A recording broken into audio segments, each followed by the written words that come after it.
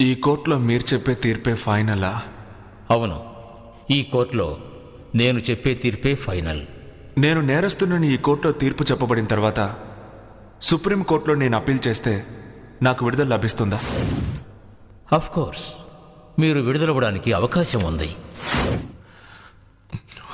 ఈ కోర్టులో నేరస్తుడని నిర్ధారించబడిన వాడు పై కోర్టులో విడుదలయ్యే అవకాశం ఉంటే ఈ కోర్టు ఎందుకు, మీరెందుకు, నేనెందుకు, ఈ లాయర్లు ఎందుకు? కేసు ఒకటి, తీర్పు రెండా? అలా రెండు